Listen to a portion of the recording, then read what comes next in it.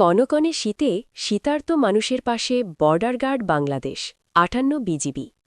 Hasan Ali, staff reporter. ঝিনাইদহের মহেশপুর সীমান্তে তীব্র শীতে অসহায় ও দুস্থ মানুষের মাঝে উষ্ণতার পরশ নিয়ে হাজির হয়েছে বর্ডার গার্ড বাংলাদেশ ৫৮ বিজিবি। বিজিবির মানবিক সহায়তার অংশ হিসেবে ধোপাখালী সীমান্ত এলাকার শীতার্তদের মাঝে শীতবস্ত্র বিতরণ করা হয়েছে। বৃহস্পতিবার ৮ই জানুয়ারি বিকেলে ৫৮ বিজিবির ধোপাখালী ক্যাম্প সংলগ্ন এলাকায় এক অনুষ্ঠানের মাধ্যমে এই কম্বল বিতরণ করা হয়। ৫৮ বিজিবির অধিনায়ক লেফটেন্যান্ট কর্নেল রফিকুল আলম প্রধান অতিথি হিসেবে উপস্থিত থেকে ধোপাখালী গ্রামের ১২৫টি দুস্থ ও অসহায় পরিবারের হাতে এই শীতবস্ত্র তুলে দেন।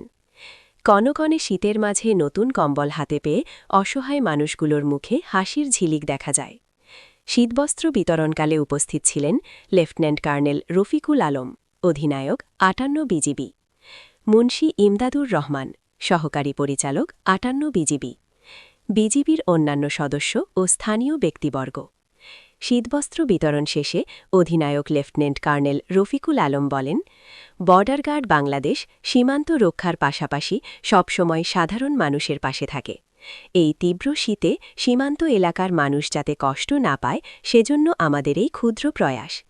আর্ত মানবতার সেবায় বিজিবির এ ধরনের সামাজিক ও মানবিক কার্যক্রম ভবিষ্যতেও অব্যাহত থাকবে।